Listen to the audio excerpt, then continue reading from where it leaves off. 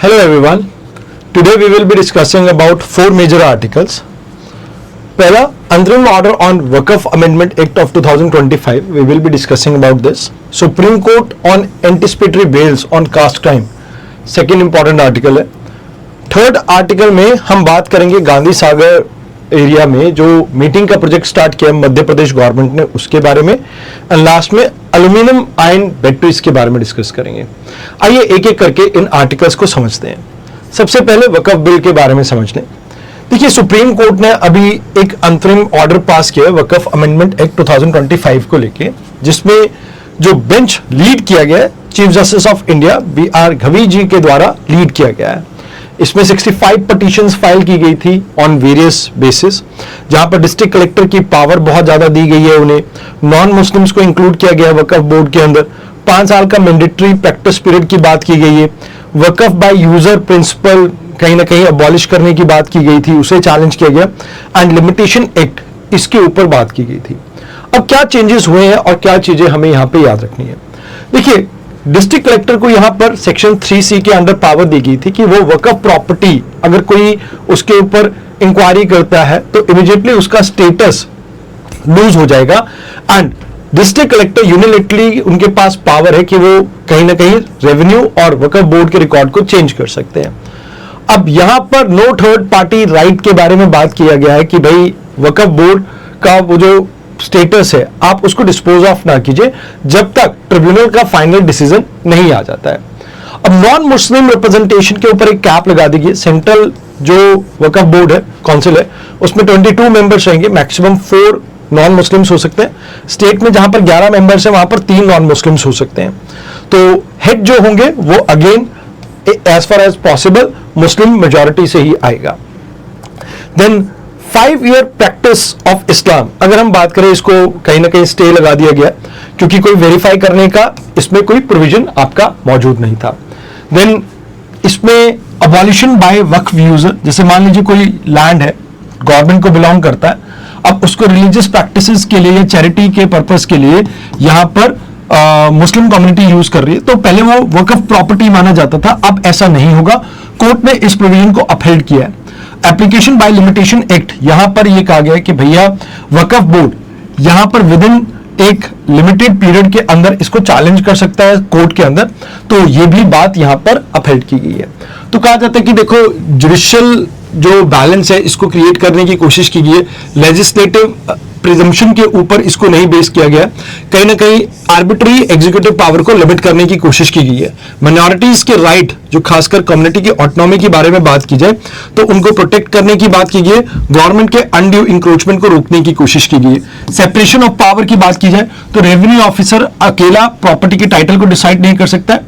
Judiciary के पास वो power है, तो कहीं ना कहीं वो पावर जुडिशरी को दी गई है. रिफॉर्म की बात की जाए तो यहां पर हिंदू रिलीजियस इंस्टीट्यूशंस के अंदर भी कुछ ऐसे ही रिफॉर्म आने चाहिए, इस बारे में बात की गई है.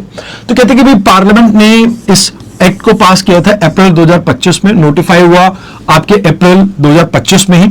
एंड ये वक्फ एक्ट 1995 को अमेंड करता है, जहां पर वक्फ प्रॉपर्टी के अंदर अमेंडमेंट की गई थी एंड उसमें ट्रांसपेरेंसी एंड अकाउंटेबिलिटी को इंश्योर किया गया था.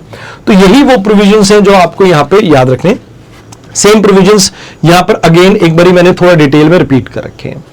Now if we talk about Supreme Court की रीसेंट जजमेंट की, तो यहां पर एंटिसिपेटरी बेल्स के बारे में एक आर्टिकल पब्लिश हुआ. अब इस तरह के टॉपिक के ऊपर यूपीएससी कई बार क्वेश्चन पूछ लेता है, जैसे with reference to India consider the following statement. When a prisoner make out a sufficient case, parole can not be denied. ऐसा एक स्टेटमेंट है.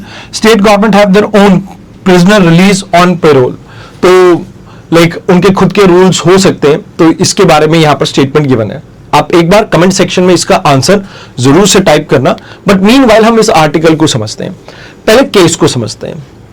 यहां पर कंप्लेनेंट है किरण, जो कि एससी कम्युनिटी से बिलोंग करते हैं और इनको ब्रूटली असॉल्ट किया गया था आयरन रॉड के साथ और कास्ट बेस्ड वर्बल अब्यूज किया गया था. एंड उनके फैमिलीज की महिलाओं को मोलेस्ट करने की बात यहां पर की जाती है. तो यहां से कहीं ना कहीं कंटेक्स्ट ये आता है कि भाई इलेक्शन का वो समय था और उन्हें इलेक्शन के अंदर पार्टिसिपेट करने से रोका गया. तो यहां पर ट्रायल कोर्ट ने उनकी एंटिसिपेटरी बेल को, यहां पर जो केस था दैट इज राजकुमार के अगेंस्ट था, तो राजकुमार की एंटिसिपेटरी बेल को यहां पर रोक दिया गया था ट्रायल कोर्ट के द्वारा। बॉम्बे हाई कोर्ट ने कहा कि भाई ये पॉलिटिकली मोटिवेटेड है एंड उनको औरंगाबाद बेंच ने क्या दे दिया, यहां पर बेल दे दी। सुप्रीम कोर्ट ने कहा नहीं नहीं, ये एंटिसिपेटरी बेल गलत है, ये कहीं ना कहीं मैनिफेस्टेड एरर है जिसकी वजह से यहां पर इन्हें एंटिसिपेटरी बेल नहीं मिलेगी। तो सेक्शन 18 जो है SC/ST एक्ट का, वो एंटिसिपेटरी बेल को प्राइमा फेसी ऑफेंस के तौर पे ये कहता है कि आप बेल नहीं दे सकते हैं।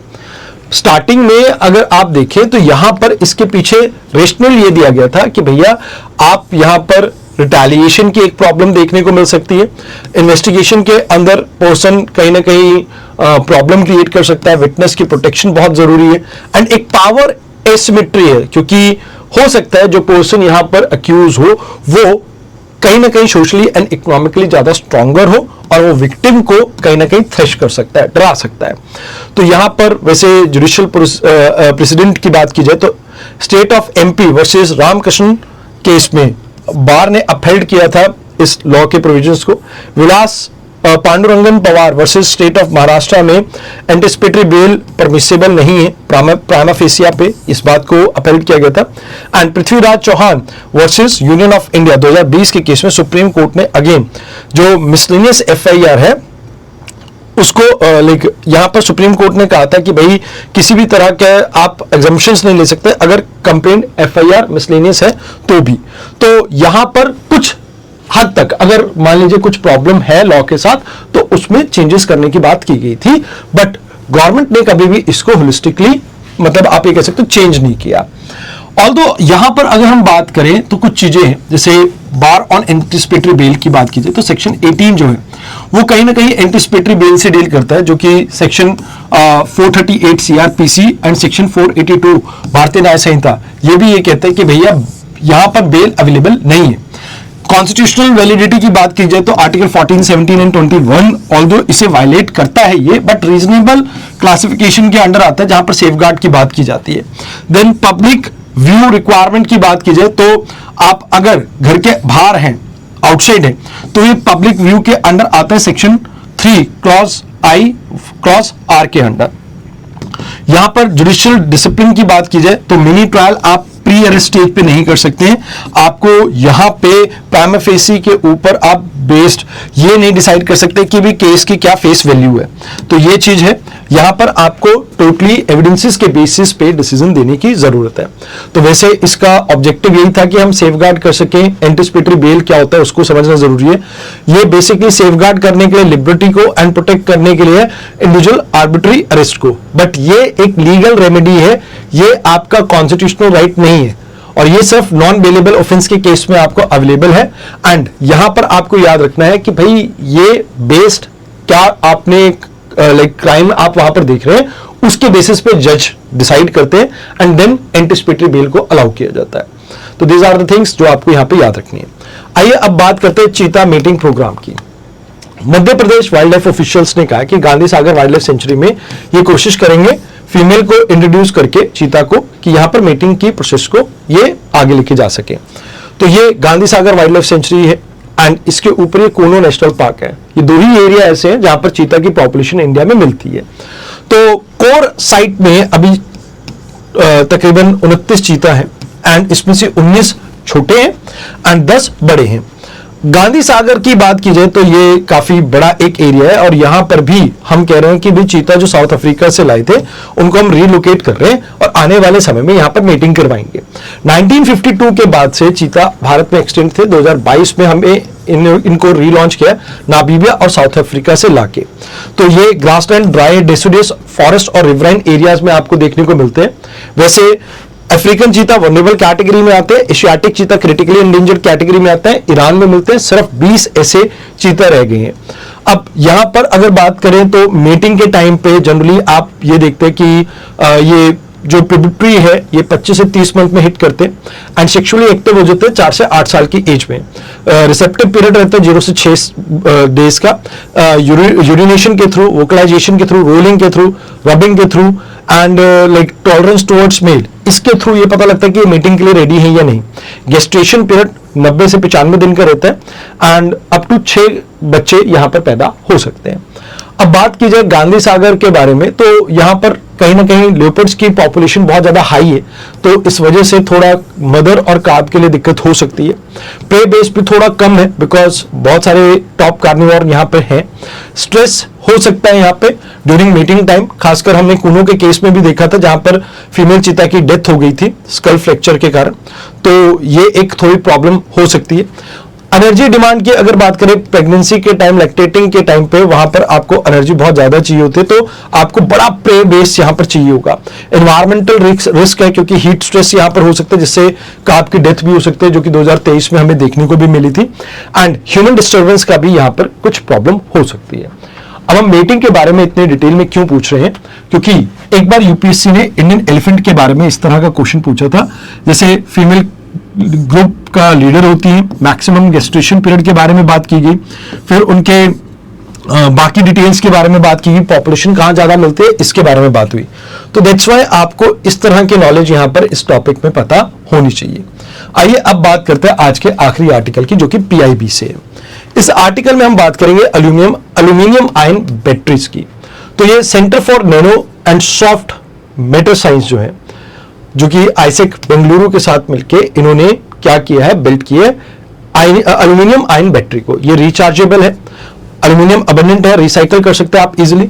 वाटर बेस्ड इलेक्ट्रोलाइट्स को इसमें यूज किया जाएगा। कैथोड ट्यूब के लिए आप कॉपर हेक्सा साइनोफेराइट को यूज करेंगे। मॉलिब्डेनम को आप यूज करेंगे एनोड के तौर पे। अब वैसे ये अच्छा है क्योंकि कहीं ना कहीं ये बेंड एंड फोल्ड के साथ भी अच्छी परफॉर्मेंस देता है। 96% की आपकी कैपेसिटी रहती है, इवन 150 साइकिल के चार्ज होने के बाद भी। इवन ये एक्सट्रीम बेंडिंग कंडीशन में भी वर्क करता है, टॉक्सिक मटेरियल कोई रिलीज नहीं करेगा। एंड कहीं ना कहीं ये मल्टीवेलेंट आयन बैटरीज की जो हम बात करते हैं कि भी अलग अलग आयन बैटरीज होनी चाहिए, उसके लिए आप यहां पर इस प्रोग्रेस को आप देख सकते हैं। वैसे सेफ्टी की बात करें तो एक्सप्लोड नहीं करता है क्योंकि वाटर बेस्ड इलेक्ट्रोलाइट है। मोर ओवर आप अगर देखें तो कॉस्ट इफेक्टिव है क्योंकि एल्यूमिनियम बहुत चीप है रिलेटिवली। एनवायरमेंट के ऊपर इंपैक्ट कम है, कार्बन फुटप्रिंट इसका बहुत रिलेटिवली कम है। एंड एल्यूमिनियम अबंडेंट है तो सस्टेनेबिलिटी भी रहेगी एंड इसमें फ्लेक्सिबिलिटी मिलती है जैसे स्मार्टफोन्स के अंदर। तो दीज आर द थिंग्स जो आपको आज यहाँ पे याद रखनी थी। तो आई होप आपको डिस्कशन अच्छी लगी हो। तो आज की डिस्कशन में इतना ही, धन्यवाद।